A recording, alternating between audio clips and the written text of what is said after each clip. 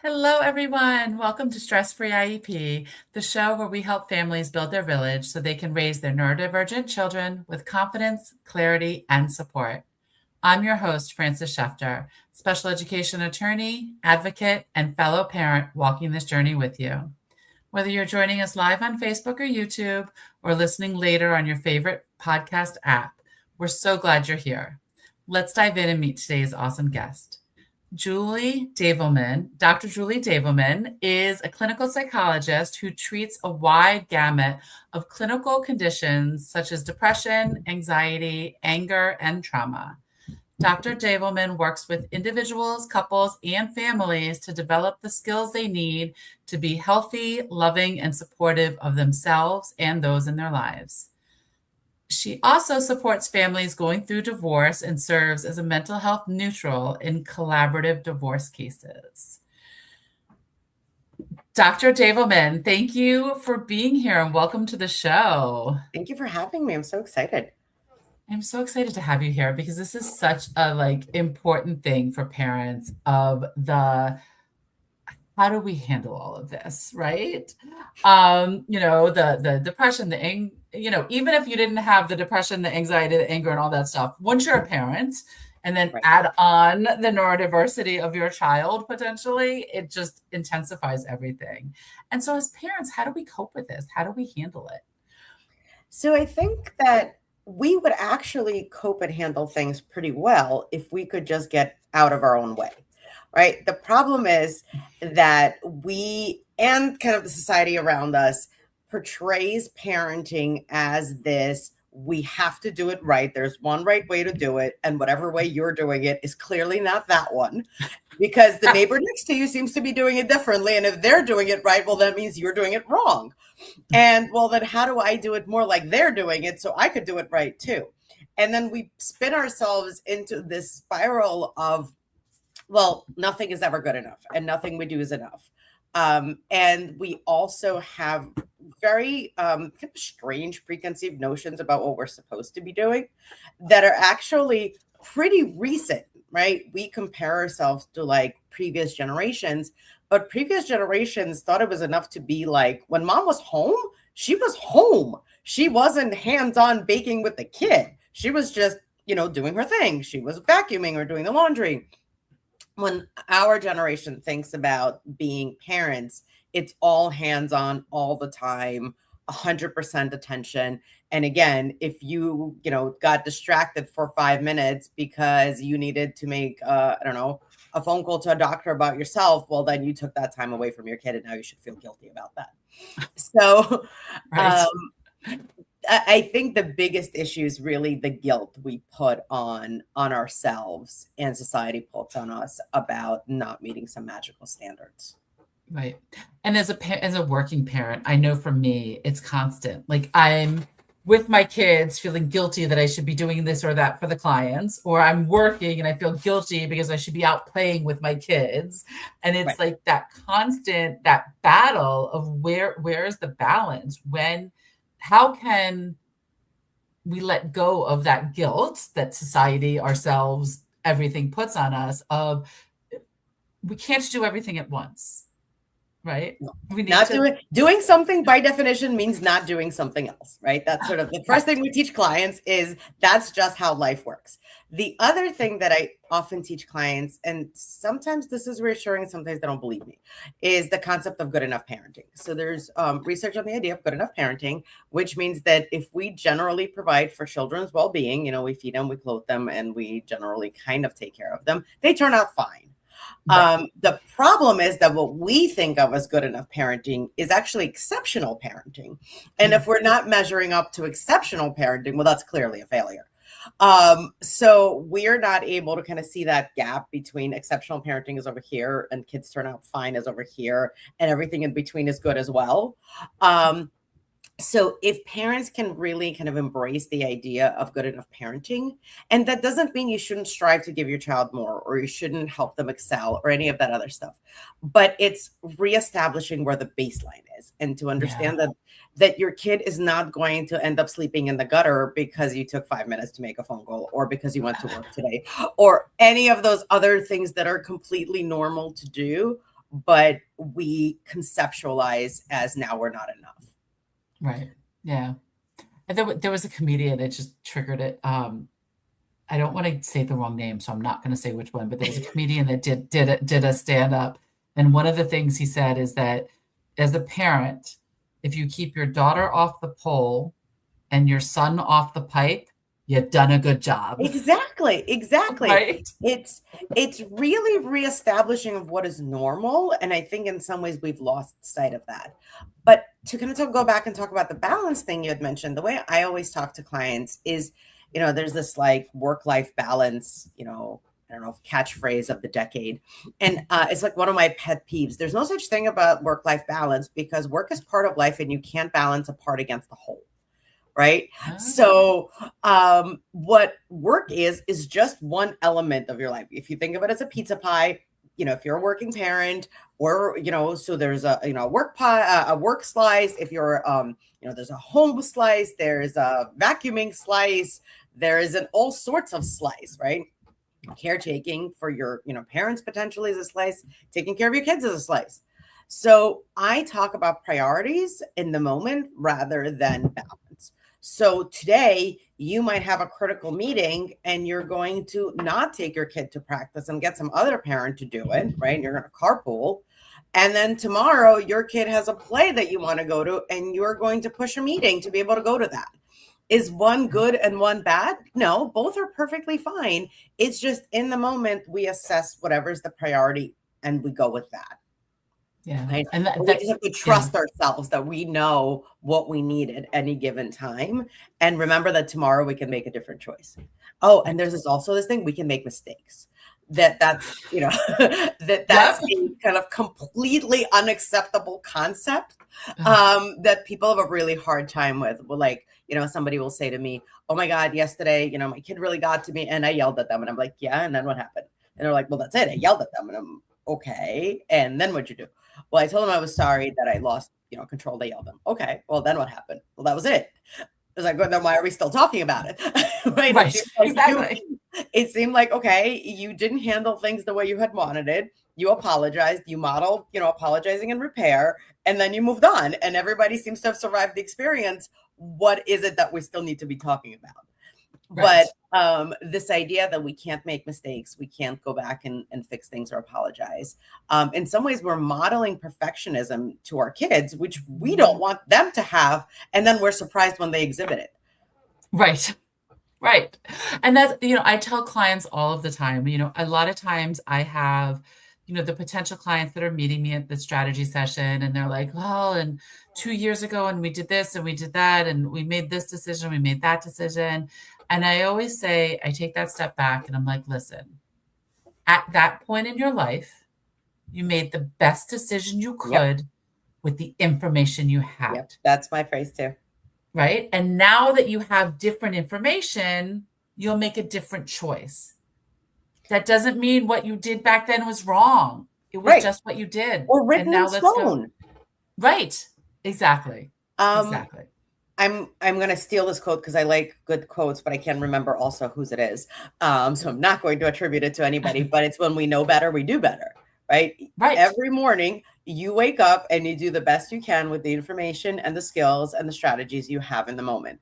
You can't go backwards and assume that you could have done better because you just didn't know that. How could you have made this choice without this information? And again, remembering that everybody evolves and everybody learns. The thing that I sometimes help parents, this sometimes helps, is again, to focus on modeling.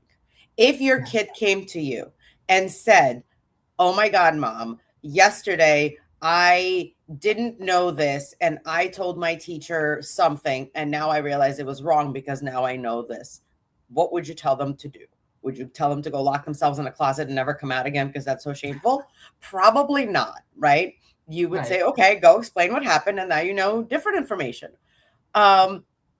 We need to have that internal dialogue be very similar and just as graceful, right? We would never say the awful things we say to ourselves to either our friends or our kids or really anybody else in the universe, a stranger on the street. If they approached you, you would not say the kind of things to them that we say to ourselves. Yeah. And That's it's so really true. that, Yeah, teaching, it is. teaching us ourselves to have grace with ourselves. Right. And that's the thing, it's the modeling. And I do that all the time. Like I go back to my kids and I'm like, you know what? Mommy screwed up. You know, taking away a month worth of electronics probably wasn't the What I appropriate meant to do. punishment, right? Like, so let's talk about what might be a little bit more appropriate for the mishap, or Right. and it's also, I tell my kids, like, yeah, mommy went and called so and so to get advice Yeah. because I need I don't support. know. I need help. I don't know Right. it all. And Right. it's okay Right. to ask for help. It's okay to ask for And help. It's okay to recognize you don't know something, right? It's okay to say that. It is much better to say, I don't know, let's figure it out, than to kind of muddle through it and pretend you did know it. right, Um, and also we want to think about like skill development. Like, what skill did I use to do that? Right. So not I'm good or bad at something, but like, what did I bring to bear on making that possible? right. Right. Yeah. Like sometimes kids, I'll say something and be like, wow, that really makes sense. And I'll say something like, well, I went to school for a really long time to learn how to say that. So right, trying to kind of connect that idea of effort to product, rather than like it didn't just fall out of the sky. I read a lot, I learn a lot, I talk to smart and interesting people, and I kind of pile away information and then I can spit it back out to you. That's how it got in my head. Right. And it's pay attention and learn what's going on. Yeah. An argument I have with my kids often is like, take a step back and listen. Both of Mhm. mine, wonder where they get it from, are hard-headed and very, I don't want to say know-it-all, but like are very like set in their, like at Yes. their young age, but like very set. And I'm like, okay, if you go through life in that way, you're going to have a difficult life. Hmm. You need to take the step back and listen to those that might have more experience. You don't have to agree with them. You don't have to do what they say, but at least listen and take that Right. other perspective when making a determination. I often will say to my kids, do you really think I wish you ill? Right? Like, every time I break something in you, I have to be the one to go fix it. So I am unlikely to be doing things counter to what at least I think is a good idea on purpose. So Right. if I'm suggesting something, there may be at least reason to the madness, right? Again, to your point, you don't have to agree with me. You don't have to be on board, but you at least want to kind of listen to my reasoning, because I'm probably not just doing this willy nilly, because if I screw you up, I have to fix you later. Right. So, I like that one. I got to remember that one yeah. because it's true. It's so funny. It's something you were saying earlier brought me back to like making the decisions and stuff. And I used to say to my dad all the time, when he was still with us, like, yeah, Dad, you screwed up when we were kids. You made a lot of mistakes, but you did the best you could with what you knew. And there comes a point in time in adulthood that I need to get over it and take responsibility for myself. And Right. also, there are things that your parents probably gave you that we didn't give our kids, right? Like, you got some things and you didn't get others just because life changes, right? Like, Right. we tolerated boredom better because there weren't a ton of options to take that away, right? Is that a good thing or a bad thing? Depends on how you look at it, right? It builds creativity, but we also got to spend a lot of time bored and nagging our parents or whatever, right? So I think it's very hard to look at like today through today's lens at past things and then say, well, that was good or bad. The other thing is like, it even has a term, but I don't remember it is, but it's like parenting by expert is like a relatively recent kind of generational thing, where like when like Dr. Spock and On came out, like where now there were like parenting books and you were Oh, supposed to read yes. and learn how to parent, and textbook A said you should do this and this and this, and you were supposed to do it in just that order, versus previous generations who didn't know what book they were supposed to read, just kind of did things, right? They Right. also tended to be much more village based, right? Like there were more people involved, and the grandparents would show you how they did it, but again, they showed you how they did it a generation ago, Right. right? So sometimes the knowledge like had a little bit of stall to it, right? Because the knowledge being passed down was not for the day that it was being passed down for, it was for a generation before. Right. that people figured it And it out. was a Yeah, and it was a big time difference, Mhm. like, my mom didn't work full time. She helped build dad's business and she worked part-time, but she was home a lot more. That's a Mhm. very different lifestyle than me that's running a law firm Right. where, And other just parents speed are of life. working full time. Yeah. Right. Speed of life, how many Yeah. things, everybody's supposed to be involved in, and how many things are everyone's getting into college, the minute they step into kindergarten, right? That and if you didn't plan for college when on first day of kindergarten, well, how's your kid ever going to get in, right? Like that didn't exist as much then, right? That Right. the pressures might have been there, but they were very different and they weren't as early and as speedy. And as because of how information rich we are now, of Mhm. getting access to everything, we know what everybody in our neighborhood is doing, you know? Mhm. Whereas before, if you went outside and talked to your neighbors on your block, you knew what they were doing. You didn't know Right. 3 blocks over usually. And you did know that minute by minute, right? So when Right. they dropped off their kid at tutoring, you did not know that in real time and realized your kid's not in tutoring, right? Right. And then tomorrow their kid is at ballet class and wait, mine's still sitting on the couch. Right. So, right, I think it's that also that real time pressure, right? And Right. and the bombardment of the information, right? Because the information it's constantly coming. We don't have that time to stay back and say, wait, but that wouldn't be right for my kid, right? My Yeah. kid wouldn't be able to do tutoring and ballet and this and this. Their head would explode, and I'd rather my kid's head didn't explode, right? Yeah. And being able to, the other concept that we work with parents a lot is parent the kid you have, not the kid you either wanted or imagined or any Yeah. of the above, but parent the actual kid you have, right? Yeah. Some kids can do three. I have two kids. They can do very different things in terms of, workload and life load, right? My daughter can go from school to this, to this, to this, and be, and then come home and do 2 hours of homework and be perfectly fine. And if I even suggested that to my son, that the number of fights I would have between that and activity one would kill all of my desire to engage in any of the other activities that might have been lined up for the day, right? Right. So it's really being honest with yourself about what is right for your kid, and Yeah.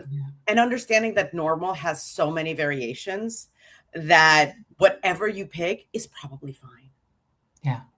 Well, and it's also like let go of we're all brought up that we want to give our kids more than we had, which is great. It's Mhm. fine. We worked, hard to get where we are in life and we want to give our kids, but it's also take the step back and what is more to them that they need in Exactly. the sense of do they need me home more or do they need me working more so that I can pay for the 10 different activities they're doing after school? Yes. Each kid is different. Right, absolutely. And more may also be they need more quiet time, or Yep. they might need more, right? It's we tend to define more very narrowly, and that's part of the problem, right? If we define more based on that child, then it becomes a very different conversation, right? What Yeah. does this child need more of?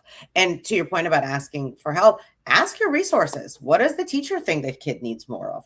What does their pediatrician think they need more of, right? What do the grandparents think? Although that sometimes is a loaded question, but Right. what is because they often have their own agenda.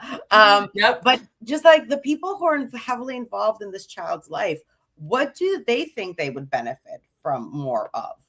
Right? Right. Defined as broadly as possible. Like if you ask the kid what they need more of, like my son thinks he needs more video games in his life.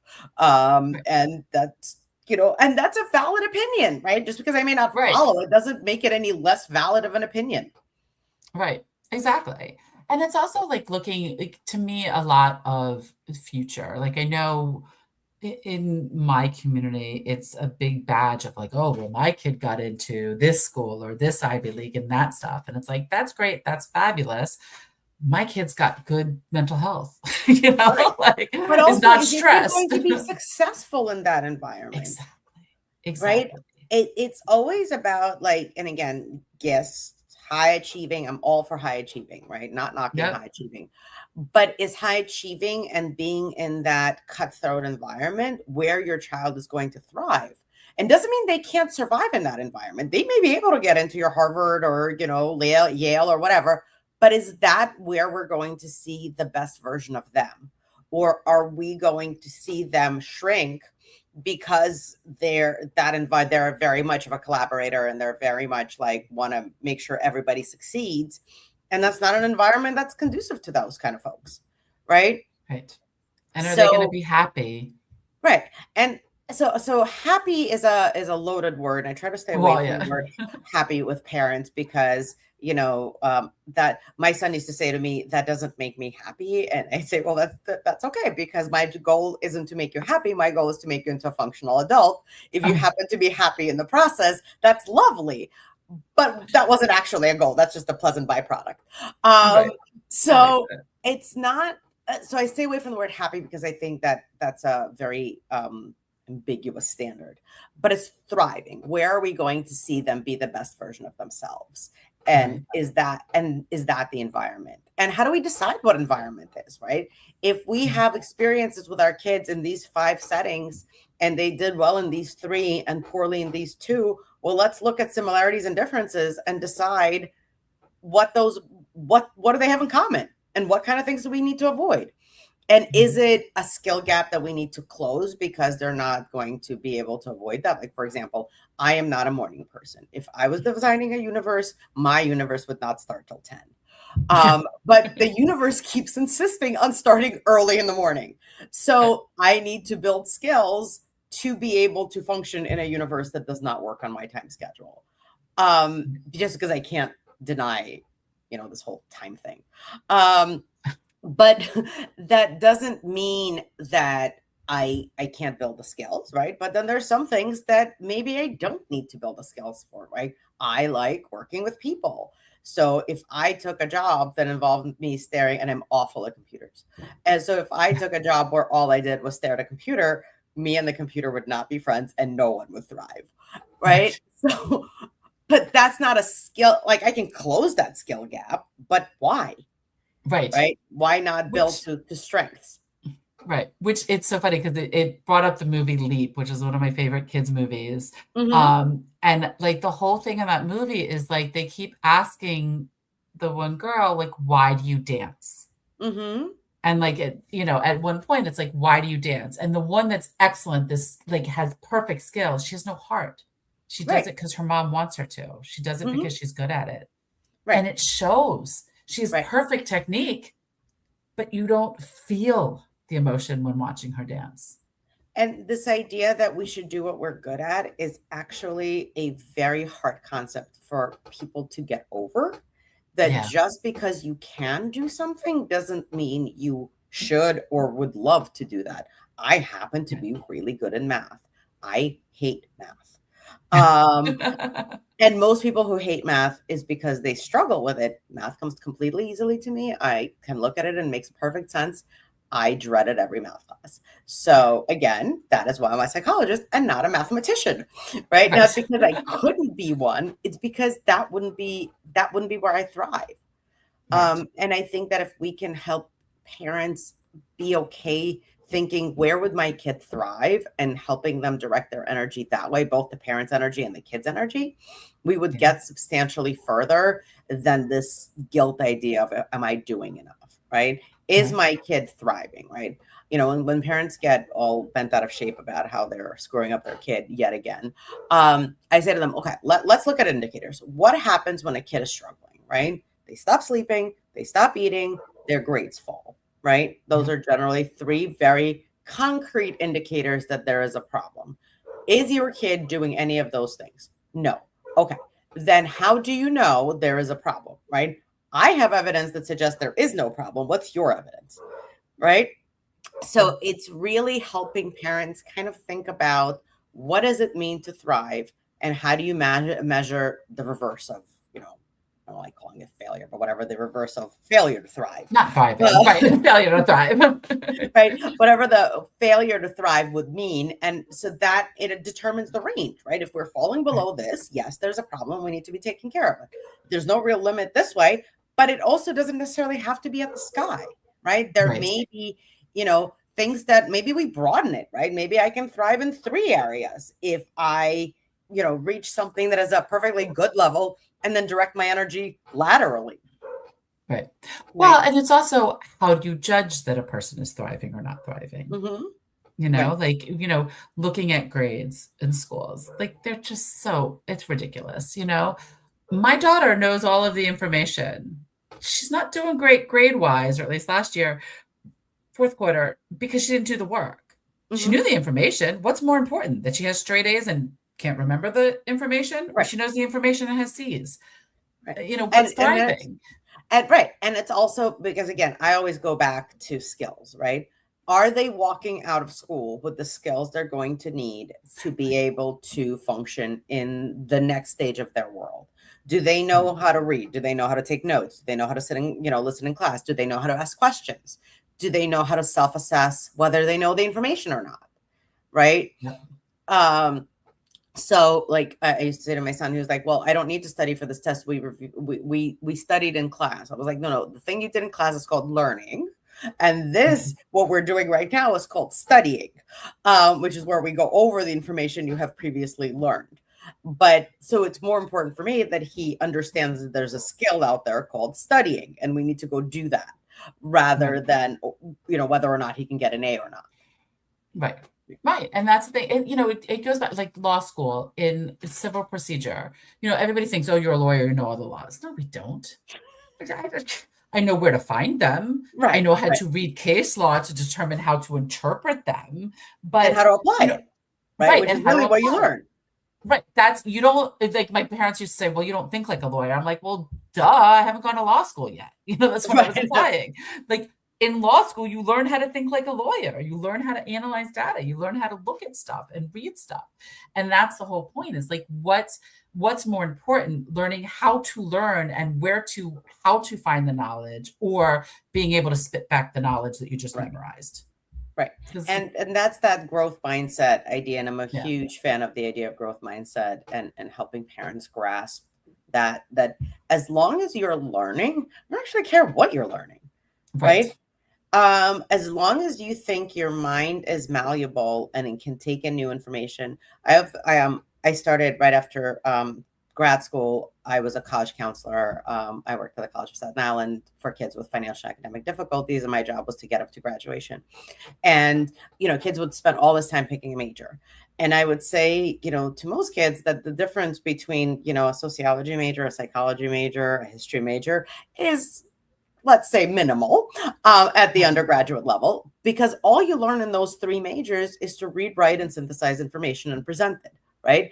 And you can learn that in the context of history. You could learn it in the context of sociology. You're just changing the content of what you're reading, writing, synthesizing, and presenting. The skill you learn is the same. And that's what you're supposed to come out of school having learned. Whether you're going to apply that at a job or you're going to apply that at a graduate level, right? That's what you learn. So my undergraduate degree in psychology taught me to be able to succeed in grad school. It did not teach me anything about psychology, but it wasn't meant to. Right? Like that was not its purpose. And I think it's being able to really kind of take a step back and look at skills. The other, I think, important concept, and I think parents really struggle with this, is the idea of you can't punish a lack of a skill. Right? Like you can. So if a kid has frustration tolerance, is where you run into this problem all the time. So kids who have a frustration tolerance issue are not always very pleasant to be around. Therefore, they elicit a lot of negative responses from parents. I have a kid who has a frustration tolerance issue. I know. So when we enforce consequences, right? And I'm not saying consequences aren't appropriate, but it doesn't mean they will do any better next time, because the reason they acted like this is because they didn't have better frustration tolerance skills. Which means when you introduce the next stressor, they're going to act remarkably like this because this is all they know. We need to also teach them the skill. Yes, we can say there's a consequence for, pushing your brother because you got upset, but here's how you learn to not push your brother, right? It's not just enough to kind of do that first part. And the example I always give is reading, right? If someone is a poor reader, no matter how many consequences you enforce, they're not going to be a better reader as a result, right? Yep. And all sorts of other skills work that same way. 100, and it translating it into the school system, like the whole suspension and detention and all that other stuff. It's like, especially with our kids on IEPs, you're punishing something that is not necessarily a choice behavior. Mm-hmm. It's a behavior because another need isn't being met. And Right. you're never going to change that behavior by suspending. In actuality, you might reinforce that behavior because the kid has now learned, if I don't want to do that assignment, I can flip a desk over and they'll send me home for 2 days. So guess what? I don't have to do that assignment plus Or 2 any days other. worth of work. Right. One of my favorite books is Fish in a Tree. And it's exactly that, right? It's that idea that kids who are struggling are very smart, right? I always say that adults underestimate kids because humans are adaptive, and little humans, if little humans didn't figure out how to adapt to their environment, they would never be big humans, right? So the little humans are always smarter than we are because they're just forced by evolution to be much more flexible in their adaptation. Right. So if a kid is struggling in school, they will figure out how to get through school. It may not be the way you hope they would figure out how to get through school, but it doesn't mean they won't figure it out. Right. And they'll get through. And it's so frustrating with society on the pressure we put on grades and the pressure we put on everything else and the learning. You know, I wasn't a great student and I didn't think I was smart enough to go to law school. And so that's why it's second career for me. I went into education because I was like, oh, I'm not smart enough. I don't get straight A's. I'm not that student that's a law student. Right. But I did amazing in law school. I wound up on law review. Right. It was second career for me, though, because it was the reality that the grades didn't matter. It's how my brain worked. Right. And the way society grades us in everybody has to do this and everybody has to do that and everybody has to do this, you don't get that variation of, okay, well, I can't do this, that, and this, but I can do this over here. That's not graded on.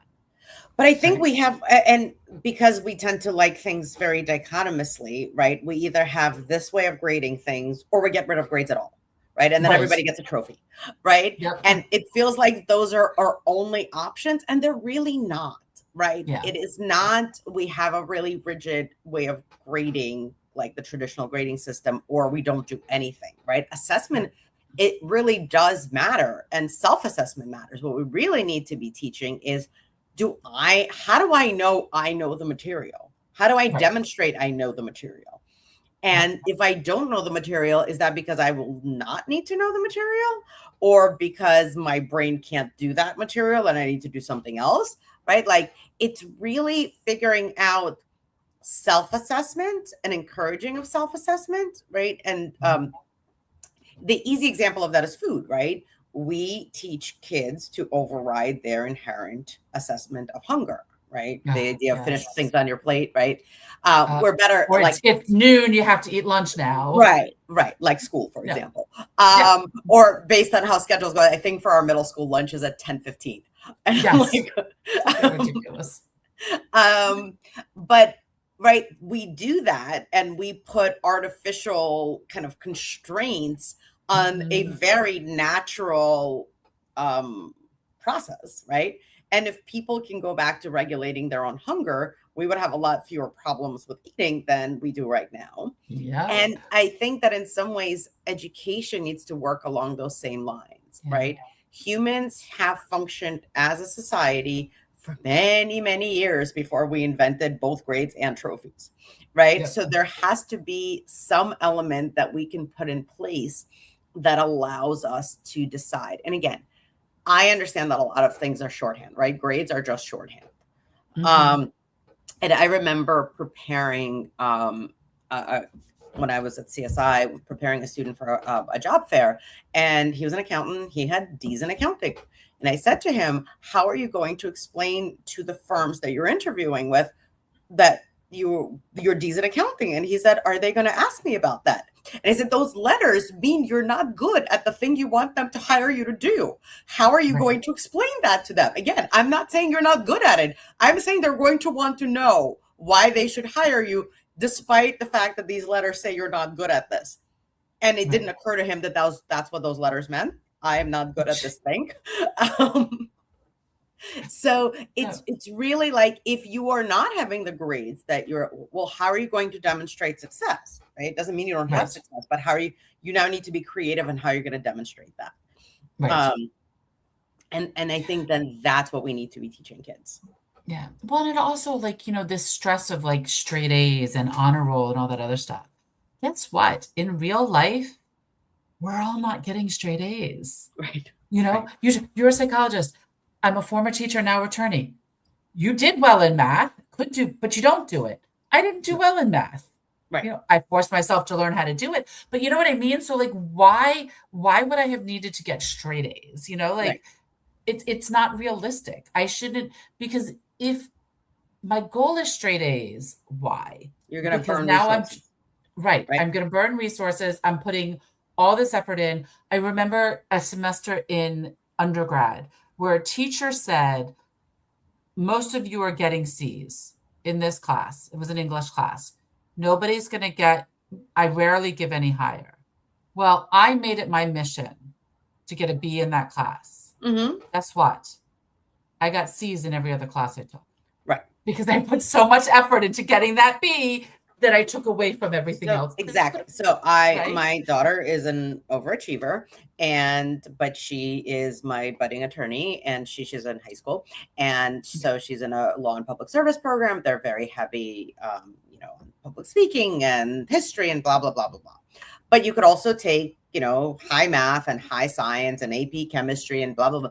So I said to her, why? Why are we going to go into high math and high science in subjects that you detest?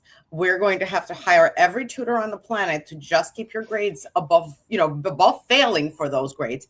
And you're going to sacrifice either the grades in the other classes that you do want to excel in, or you're going to sacrifice things outside of that, right? Your sports, your social life, which I am perfectly fine with people having social lives, right? That is just as much part of development as everything else, right?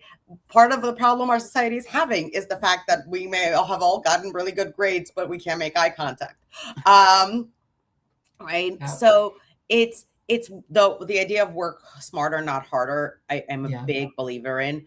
And it's there's a phrase in the applying to college world. I forgot what it is, but it's like, focus on your story, right? If your story is, I'm going to be doing this and I like this, well, then show people you're good at that. I don't really care whether you're good at this other stuff. So, and being kind of much more thoughtful, right? I think it's that. It's not, you don't have to be great at everything. It's not jack of all trades. It's really kind of being strategic and thoughtful. And for the right reasons. I remember in law school, we were picking classes and stuff, and a lot of the younger students, because again, it was second career for me. So a lot of the ones right out of college were like, oh, I need to find out which class that the teacher gives A's all the time. Because all they cared about was their GPA. Mm-hmm. Mm-hmm. And I'm like, I'm interested in adoption law. I'm going to go take an adoption law class. I might be interested in estates, did it by what I was interested in, not on where can I get a good GPA. Right. It matters more. Right. And I think a lot of that is how we teach, right? How we teach people to think and to evaluate, and what do you focus on? And it's those same kids who will fight, tooth and nail for an A. And then you ask them, have you ever been to the career office? And they're like, what's that?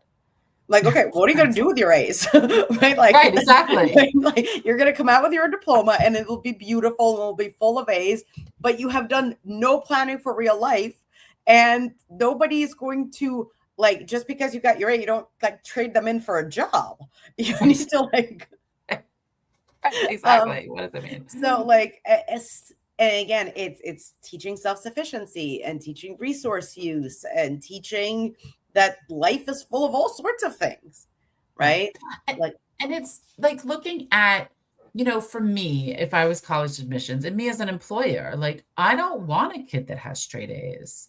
I want a kid that has diversity, that has well-roundedness. I want to see the kid with the C's and B's. Why do you have C's and B's? Oh, look at this. You did, you had to do 75 hours of community service and you did 500 instead. Right. That's showing, you know what I mean? That's who you are. Straight A's tells me nothing. The other potential problem with straight A's, and again, I'm not knocking straight A's, but what happens is the first time you get a B, you are highly unprepared. Oh, and there is going to be a B. And sometimes there may even be a C. And, we only learn resilience through stressors. And if we've encountered no stressors, we don't know what we're going to do. We might excel, but we have no guess. And you as an employer, are you really going to be the one who wants to find out what happens to that kid when they get a B? Right. Or they screwed up an important document and, because it happens, right? Or you emailed something to somebody you weren't supposed to have some emailed, right? Like all of these things happen in the real world, but you have no way of knowing how that person recovers. Exactly. Right? Exactly. Because they've never had to recover. Yeah. Yeah. And that's like the biggest eye opener for like all these valedictorians and straight A's. And again, I'm not knocking them either, it comes easy to some people and that's great. More power to you, but it's for those that it's not easy. It doesn't come easy to. It doesn't mean they're they're not as good of a student. They're not as good of a learner, so many people are like, oh, well, we give, the parents give, money for grades, for A's. Well, but how much effort was put behind that A? Right. Take a step back. You have a kid that's reads a book once and gets straight A's, or you have a kid that's studying 3 hours every night and getting a B. Right. Which are you rewarding here? Right. And it's also like, what are they walking away with? Right. Yeah. Natural talent will only, and in some ways, I think it's almost hardest for the kids who have natural talent. Yeah, exactly. And you see it a lot in sports, right? So you have a kid who starts out at the age of 3 and every sport they touch, they're wonderful at, and every top team wants them. But just natural talent will only carry you a certain way. And then what happens is everybody who struggled up to that point now has skills you don't have because you haven't had to do anything. And now you've actually opened a really big gap that you have no way of how to close it. Right? Yep. Makes sense. Makes sense. So even for the kids for whom it comes easy, when possible, I'd like to kind of reinforce what the skill behind that would be, even if you didn't have to use it, right? Like, so let's say you look at a math answer and you know exactly what it is. Well, can you show me what the steps would have been if you had to have used them? Right? Like, so that you can kind of teach that idea of like, no, there's like thinking that goes on behind that, even if you automatically get the answer. Because ultimately it's really about building the skill. Yeah. Although I hate math as an example because a lot of people that can. Well, no. Like both my daughters are really good at math. But one of them can tell the answer. She cannot tell you the steps of how she got there. Yes. She just knows it. You know what I mean? Like, yes, I do know that. My son's like that. Right? A lot of people that are really good at math just see the answer. They don't know how to break it down, and to expect them to, like, they're not getting good grades in math because they don't know how to explain how they did it. Right. Absolutely. I completely agree with you. It's just an easy example. Right. Exactly. but I will think, but good point. I will think about another example. But it's that idea, you could use it for sports, right? Like if you naturally kick a ball a particular way and it just goes to the goal, that's great. But what would you need to do to teach your foot to do that? Right. Or whatever. Exactly. Right. Yeah. Like, so learning how would somebody come about that skill, or if you wanted to take it to the next level, how would you do that? Right. I think we underuse the word how, right? Yeah. And I always teach clients that why did you do that leads to defensiveness versus how did we get here leads to an explanation. I like that. Right. Yeah, I like that. Right. So I think how is very underutilized. We need to figure out how we go about doing things or not doing things versus I like that. The reasoning behind it. Because the why, some people can't explain why. I don't know why. That's irrelevant. Right. Like, I don't care why. Right. Like how did you get to that conclusion? Makes sense. Right. I like that. I have to remember that one. Like, why did you make a bad decision is irrelevant. You already did. Right. It's how did you come to this particular decision, and where did we derail? Right. Right. Makes sense. Because you're right. Why, who cares? Why? Right. You did. It's done. It's Yeah. past. Can't go back and Right. change it. And you also can't answer, you can answer why with because. You can't answer how with because, right? How Right. doesn't have a sort of flippant reply. It actually pulls for an explanation. Right. Interesting. Yeah. No, that's so true. I had to start changing my vocabulary now. My questions to my kids. That is, it's such a good point. Like, because everybody says, "Oh, you need to know the why behind it." No, you don't need to know the why. You need to know the how behind No, it. right. And I do with clients all the time, like, help me understand how you came to that, or how I need to be thinking about this. Like, how do we need to be thinking about this? Right. And it's somewhat disarming because why is really puts people on the defensive. Yeah. And how is it's a higher level of thinking. Mm-hmm. Mm-hmm. So it's also the unexpected question. So there's no prepared reply and you get a much more honest answer. Right. Yeah. No, I like that. That is so awesome. This has been so amazing. So if people are like, oh, this is the person for me, I need to contact her, what is the best way to get in touch with you? So the best way to get in touch with me is by email. It's juliedavelman@gmail.com. You could also find me on our website, Abrams Psychological Services, and look for my profile. You can find me on Psychology Today or any other number of ways that I'm on Facebook. If you look, you shall find. Got it. Well, and we'll also have all the links when this gets fully published. We'll have all the Thank links you. and we'll there. But this has been so awesome. Thank you so much for coming on the show and sharing all of your words of wisdom. Thank you for having me. I really appreciate it. This was lots of fun. Of course. And thank you all for joining us on this episode of Stress Free IEP. We hope today's conversation gave you new tools, insights, or just a little more peace of mind as you support your neurodivergent child. Don't forget to subscribe so you never miss an episode. And if you found this episode helpful, please share it with someone in your village. Next week, we're going to have episode 157, where Sarah Juliana will talk about autism, identity, and cognitive connections. You can always learn more and connect with me at schefterlaw.com or follow along on social media. Until next time, remember, you do not have to do it all alone.